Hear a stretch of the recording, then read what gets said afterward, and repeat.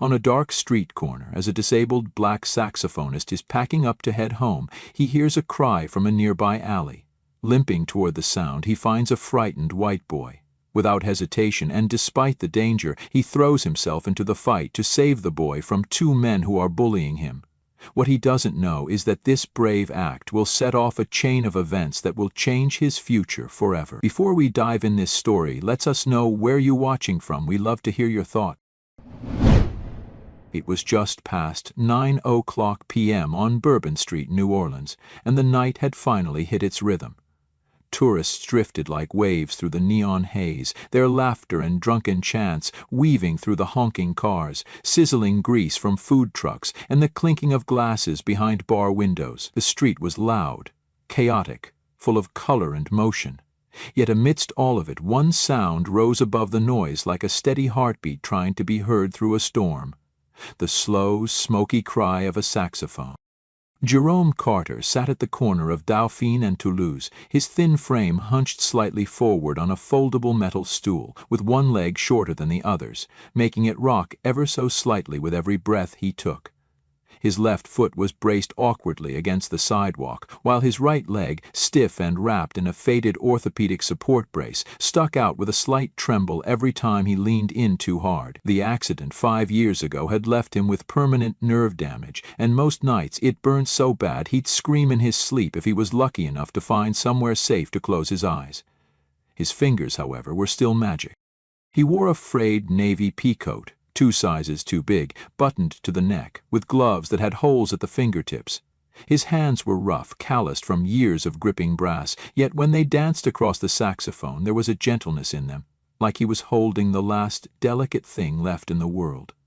A small black case lay open at his feet. Inside it, 4 crumpled $1 bills, 2 quarters, a pack of crushed menthols, and a folded picture of his father, his old man in full military uniform, holding a young Jerome beside a shiny alto saxophone, the same saxophone now pressed against Jerome's lips. The music he played that night wasn't happy. It wasn't made for dancing or tipping. It was a slow, aching melody with notes that stretched too long, dipped too deep, and carried too much truth. You could feel the grit of the pavement in every note, the weight of lost chances in every pause. It sounded like someone calling out into the night, not expecting an answer, but blowing anyway. Because that's all they had left. And, strangely, people stopped. First, a middle-aged woman in a red coat, holding a styrofoam cup of hot gumbo. Then a young man with AirPods dangling from his neck, nodding slowly. Then 2 tourists, clearly drunk, holding hands but quiet now, watching him play like they'd stumbled into a moment too intimate to interrupt. The music began to pull a little crowd together. No one spoke, they just listened. Even the nearby bars dimmed in comparison, their electronic bass lines paling next to Jerome's raw, breathing soul. Jerome didn't notice them all. He was inside the song. Eyes closed, brow furrowed, swaying gently, as if every note took something from him and gave something back. His foot tapped irregularly, not to a beat, but to the twitch in his leg that always flared when the pain kicked in. He pushed through. The song demanded it. Then came the voice, harsh, flat, cutting through the melody like a dull knife through silk. "Hey, you, pack it up, this ain't your corner." Jerome opened his eyes slowly, his breath catching as the saxophone gave a final groan and fell silent. The crowd turned their heads as the officer stepped into view. White, mid-40s, square-jawed, sunglasses still on despite the darkness. The kind of man who walked like every sidewalk was his property and everyone else was trespassing. He wore the badge on his chest like a warning, not a responsibility. "I'm just playing, officer," Jerome said calmly, wiping the mouthpiece and blinking against the sweat on his brow. "You got a permit?" the cop barked, already shaking his head. "You got a performance license from the city?" Jerome gestured toward the open case.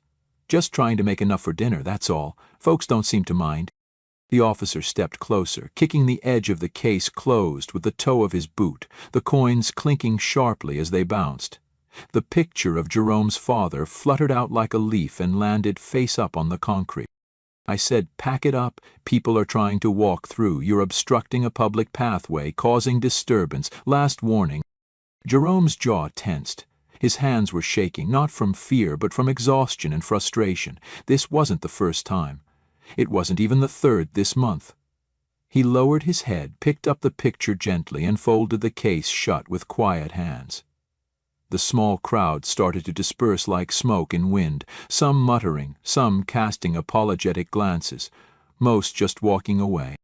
As he began to limp down the street, pushing his cart with the saxophone case tied to it by old rope, Jerome didn't look back. His leg hurt like hell. His pride hurt worse. He had just given everything he had into that music, his soul laid bare, and the only thing he got in return was a boot and a badge telling him he didn't belong. And yet, as he turned down a side alley toward his usual sleeping spot behind a closed jazz bar, Jerome didn't curse, didn't scream. He simply muttered under his breath, with a tired smile curling at the edge of his lip, "One day, someday, someone's gonna listen long enough." The alley was quiet now. The neon glow faded behind him, but up ahead, just before he reached the loading dock, he heard something. A thud, then a scuffle, then a muffled cry. Jerome froze. That wasn't a drunk, that wasn't a raccoon in the trash. It was a voice, a small one, a child's voice. And just like that, Jerome Carter forgot the pain in his leg, forgot the boot in his back, forgot everything, except the sound of someone in trouble. He let go of the cart and stepped forward, limping faster than his leg should have allowed. Jerome's fingers clenched instinctively as he stepped farther into the alleyway, the cool night air tightening around his chest like a warning.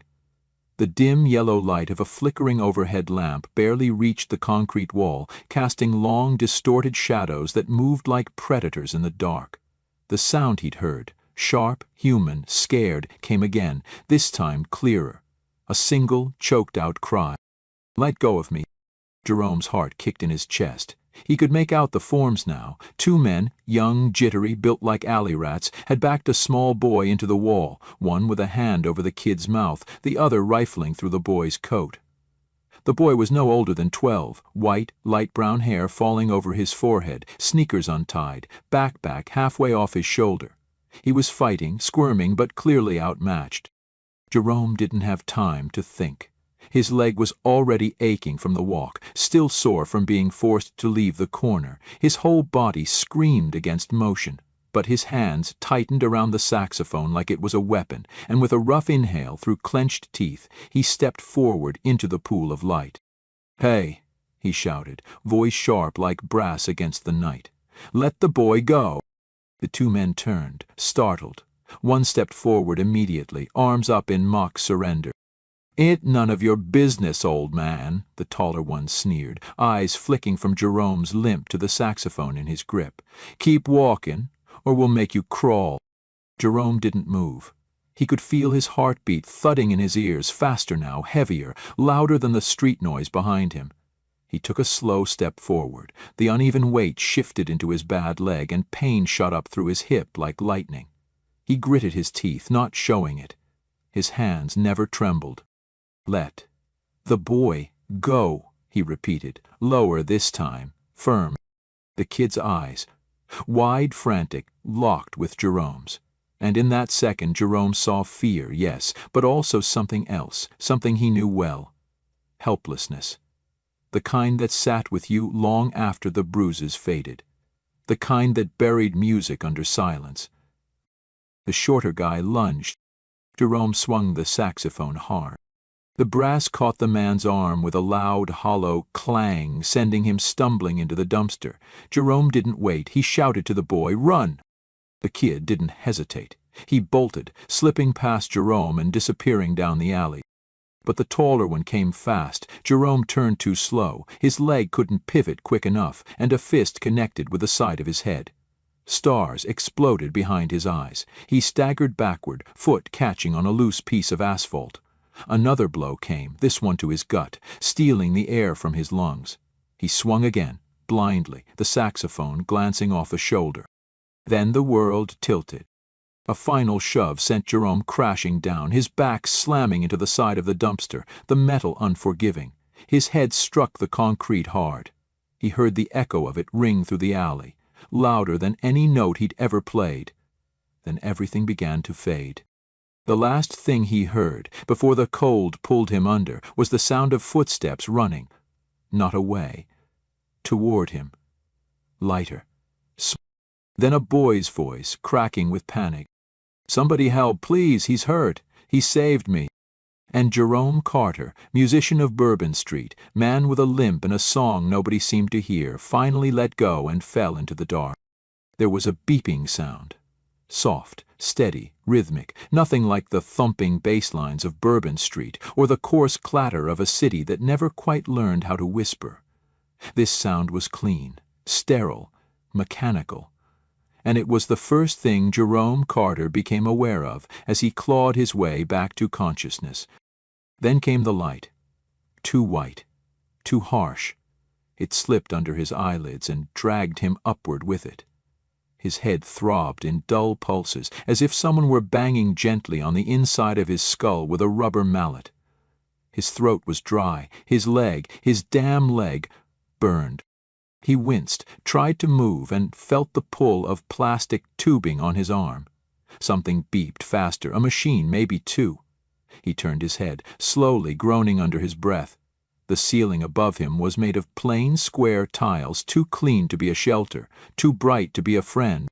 Faded. A hospital. "Kedi," a voice whispered from somewhere beside him, soft, high-pitched. A boy's voice. Jerome blinked through the haze, focusing slowly until the face came into view. It was the kid. The same boy from the alley, pale skin, sandy blonde hair, a scrape on his cheek, and big green eyes filled with something between guilt and relief. He was sitting in a plastic chair next to the hospital bed, knees pulled up against his chest, wearing an oversized hoodie that nearly swallowed him whole. The boy leaned forward, clutching a juice box like it was the only thing keeping his hands from shaking. Jerome opened his mouth to speak, but managed only a hoarse grunt. The boy beat him to it. "They said you'd be okay. That you were lucky. You hit your head bad, but you didn't crack your skull or anything." He paused, then added in a rush, "You saved me. If you hadn't come, they would have—" His voice caught in his throat. Jerome coughed. You all right?" The boy nodded quickly. "Yeah, my name's Noah. I'm 12. My dad's... He's coming." He was freaking out. Like, really freaking out. Jerome shut his eyes for a moment. Everything was too bright, too fast, but the pieces were sliding into place.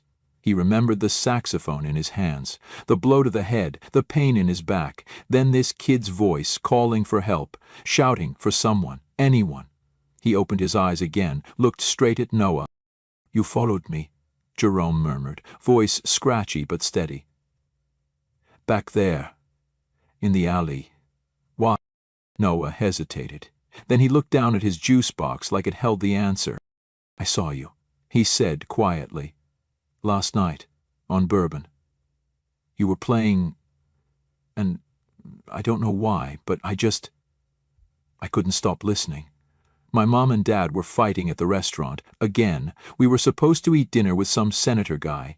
I told them I was going to the bathroom, and I left." Jerome stared at him, blinking. "I heard your music," Noah continued. "I followed it, sat on the curb. It made me feel like I was somewhere else, like maybe I wasn't invisible anymore." Just then the door opened. A tall man entered the room with a fast, heavy stride that stopped abruptly when he saw Jerome conscious. He was dressed in a sharp charcoal gray suit, no tie, salt and pepper hair slicked back with precision. His face was clean-shaven, handsome, but drawn tight with tension. He looked like someone used to control, someone who didn't like loose ends. His eyes locked on Jerome, sharp, calculating, then softened just slightly. "Noah, go wait outside," the man said firmly. "But, Noah." The man's tone left no room for argument. The boy stood up slowly, cast one more look at Jerome, then shuffled out, closing the door gently behind him. Silence filled the room for a beat. Then the man stepped forward and extended a hand. "I'm Roger Whitmore," he said. "Noah's father." Jerome. Jerome didn't take the hand right away.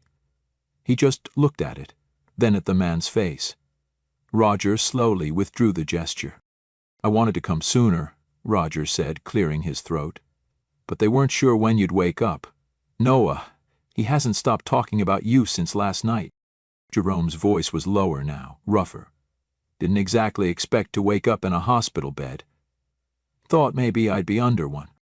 Roger exhaled sharply. "Look, I'm not great at this kind of thing. I wanted to say thank you. You saved my son.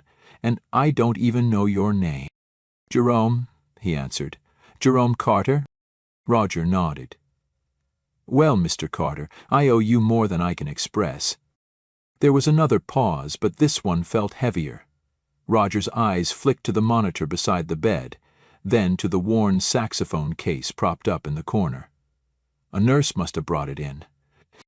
"Was that yours?" Roger asked, gesturing slightly. Jerome turned his head. "Yeah, it's still yours if it's all busted up." Roger didn't smile, but something behind his eyes shifted. Like he saw more than he expected, like maybe, just maybe, he heard something in Jerome's tone he didn't quite know how to respond to. "Noah said he heard you play. That your music stopped him from running away farther, that it made him feel safe." Jerome gave a slight shrug, lips curling just barely. "Guess the streets got better acoustics than I thought." Roger stared at him for a moment. "You ever play professionally?" Jerome looked him straight in the eye. "Used to. Juilliard. Left before I finished. Life happened." Roger didn't press. But in his silence, something settled. An understanding, maybe even a bit of respect. And just before he turned to leave, Roger glanced at the saxophone case once more. "Well, life's strange, Mr. Carter. Sometimes it brings the right melody at the most unexpected time." And with that, he walked out, the door closing behind him with a soft click. Jerome stood outside the polished glass doors of the Willow Lounge, his worn saxophone case hanging loosely from one hand, his breath fogging in the cool New Orleans night. His reflection in the door showed a man who didn't belong. Dark skin, crumpled second-hand jacket, a limp he couldn't hide no matter how tall he tried to stand. Inside, warm golden lights glowed over marble floors, polished brass railings, and a crowd of people who had never missed a meal in their lives. He shifted his weight onto his good leg, sucking in a long breath, the faint ache in his bad leg reminding him of every mile he had walked just to survive. Behind him, a sleek black SUV idled, Roger Whitmore sitting inside, watching, waiting. He hadn't said much when he offered Jerome the chance. Just a tight nod, and the words, "Come play, if you still can." Jerome swallowed his pride, squared his shoulders, and pushed open the heavy door. Inside, the lounge buzzed with muted conversations, laughter wrapped in silk and money. Waiters in crisp white shirts floated between small round tables, carrying silver trays of champagne and oysters.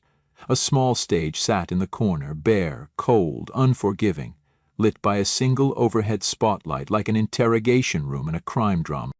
At the far end of the room, Roger stood with a cluster of well-dressed men and women, their watches gleaming under the lights, their smiles tight and practiced. Jerome caught the briefest glimpse of Noah peeking out from behind a velvet curtain near the bar, giving a tiny thumbs up before ducking out of sight. Jerome limped toward the stage, each step heavy, his heart pounding harder than the music he used to dream of playing. As he climbed the 2 short steps up to the platform, a few heads turned. Murmured whispers rippled through the crowd. "Who's he? Roger must be losing it. Looks like he dragged him off the street." Jerome heard every word, let it slide over him like rain off old leather. He set the battered saxophone case down with a soft thud, knelt slowly, wincing as his knee barked in protest, and opened it. Inside, his sax gleamed dully under the lights, patches of tarnish and wear catching the glow like old scars. He picked it up with a reverence usually reserved for sacred things, tested the reed with a light touch of his thumb, and brought it to his lips. The room didn't hush for him. No one dimmed the lights. There was no introduction, no polite applause. Jerome closed his eyes. Let the weight of the moment fall away. Let the doubts, the pain, the years of being invisible fall into the floor beneath him. All that mattered now was the breath in his chest, and what he could do with it. He started low. Single note. Deep, round, rich. The sound unfurled slowly like smoke rising from a long dormant fire. It curled through the tables, under the murmur of conversation, around the clinking of glasses.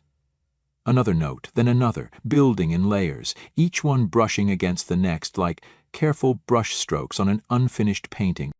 A few people turned their heads. Conversations faltered, someone lowered their glass without realizing. Jerome played Whispers of the Broken Footpath, a song he had written in his mind 1,000 nights ago, when he lay staring at the cracked ceiling of a shelter, dreaming about the life he had lost. It was a song about the streets, about broken dreams and broken bodies, about hope that limped instead of ran but kept moving anyway. His fingers moved with a grace that belied the stiffness in his joints. The saxophone moaned and sighed, sometimes a low growl, sometimes a high, aching wail. The pain in his leg pulsed in rhythm with the music, a steady drumbeat he leaned into rather than fought. By the time he hit the final chorus, the room had gone completely still. Not a whisper, not a cough. Even the clink of ice against glass had fallen silent, as if the whole world was holding its breath. When the last note faded into the rafters, Jerome lowered the saxophone slowly, blinking against the bright overhead light. His chest heaved, sweat dampening his forehead. He looked out across the room, and for a moment, just a moment, no one moved. Then a single pair of hands clapped, sharp, loud, unapologetic. It was Noah, standing straight-backed by the bar, grinning from ear to ear. But. Another, and then the whole room erupted. Applause filled the space, rolling like thunder across marble floors and velvet curtains. People stood up, some cheering, some whistling, some looking around as if wondering how they had almost missed what had just happened. Jerome stood frozen, saxophone in hand, stunned. Roger Whitmore pushed his way through the crowd, his face unreadable at first, then slowly cracking into something Jerome hadn't seen before. Not pity, not obligation, respect. Roger reached the foot of the stage and looked up at him. That, he said, loud enough for the nearest dozen people to hear, was the most honest thing I've heard in a long time. Jerome, still panting lightly, gave a slight nod. Roger turned to the crowd and raised a hand for quiet. For those of you wondering, he said, voice strong, this man is Jerome Carter, and you better remember that name. The next few days passed in a whirlwind Jerome had never dared to imagine himself caught in. One moment he was clutching his old saxophone on a cheap stage, playing for strangers who barely knew his name.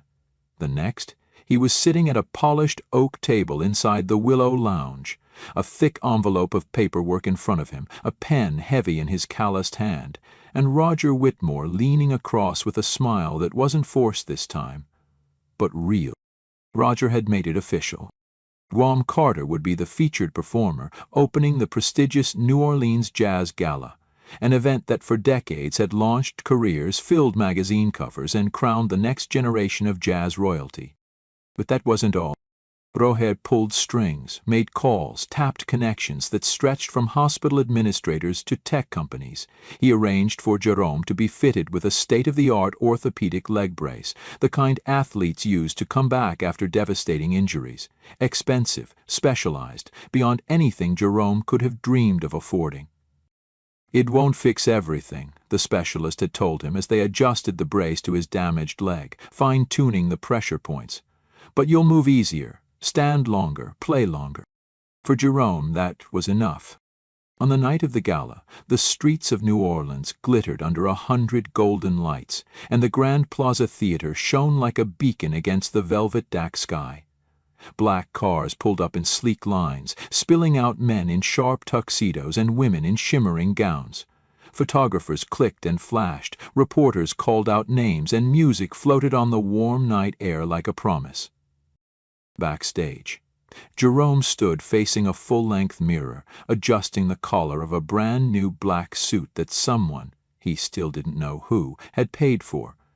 His reflection looked foreign, clean, pressed, standing almost straight with the new brace hidden neatly under tailored slacks. He touched the lapel with uncertain fingers, then picked up his saxophone, polished to a dull gold glow. Behind him, Roger appeared, his tux immaculate, his silver hair slicked back. Beside him, Noah bounced lightly on the balls of his feet, wearing a miniature suit of his own, a proud smile stretched across his face. "You ready, Jerome?" Roger asked, voice low but steady. Jerome tightened his grip on the saxophone.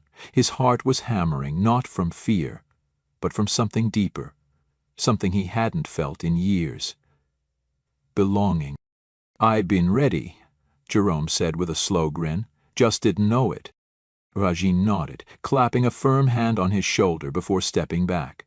Noah gave a double thumbs up, practically vibrating with excitement. The stage manager called out, "2 minutes, Mr. Carter." Jerome turned to the curtain. Beyond it, he could hear the hum of 1,000 voices, the low clink of champagne glasses, the faint clearing of throats. They were waiting. Not for somebody famous, not for somebody already celebrated. They were waiting for him. The curtain lifted. Jerome limped out under the soft golden lights, the spotlight warming his skin, the stage floor firm beneath his feet. He crossed to center stage, heart pounding in rhythm with every step. He could see them now. The sea of faces, curious, expectant.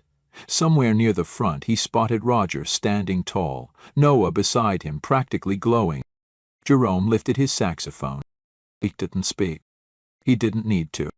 The first note he played wasn't loud or showy. It was soft, pure. A whisper of a world too often overlooked. A world he had survived. A world that, for the first time, was finally listening. He played whispers of the broken footpath again, but this time it wasn't filled only with pain. It was filled with rebirth. Notes that soared and dipped, that cried and laughed in the same breath. His fingers danced, sure and quick, across the keys. His body swayed, steady and strong. Every note carried the weight of the streets he had walked, the nights he had slept under open skies, the battles he had fought in silence. And as he played, something extraordinary happened. The audience rose. Not at the end, not politely. Midway through the song, men in expensive suits, women in sparkling gowns, one by one they stood, hands clutched to their hearts or wiping at the corners of their eyes, completely captured by the raw, undeniable truth pouring from that battered saxophone. When the last note hung in the air, trembling like a heartbeat, Jerome lowered the saxophone and simply stood there, letting the silence stretch. He didn't need applause. He didn't need a standing ovation. He had already won the only thing that mattered, being heard. But the applause came anyway. It rolled across the theater like a tidal wave, wild, thunderous, relentless. It lifted him higher than any stage ever could. After the show, in the Grand Hall, as reporters clamored and flashbulbs exploded, a representative from Vanguard Records approached him with a contract offer. Jerome barely heard it. His eyes were locked on Noah, who ran up, breathless, and threw his arms around him. Roger stepped forward, his voice carrying over the noise. "We're establishing something new," he said, raising his glass. "The Jerome Carter Foundation. Scholarships. Training. Equipment for artists with disabilities. Nobody gets left behind because they walk different, or talk different, or dream different." The crowd roared. Jerome blinked hard against the sting in his eyes. Later, when a young journalist shoved a microphone in his face and asked, "What do you want to say to the world, Mr. Carter?" he didn't think long. He glanced at Noah, who stood beaming beside Roger, nodded once, and said simply, "That Kit you now heard me before the world ever did. Sometimes that's all it takes, one person to listen, before anyone else believes you're worth hearing. And with that, Jerome Carter smiled, not the tight, guarded smile he used to wear to survive, but a real, easy grin that split his face wide open as the world finally listened. Join us to share meaningful stories by hitting the like and subscribe buttons. Don't forget to turn on the notification bell to start your day with profound lessons and heartfelt empathy.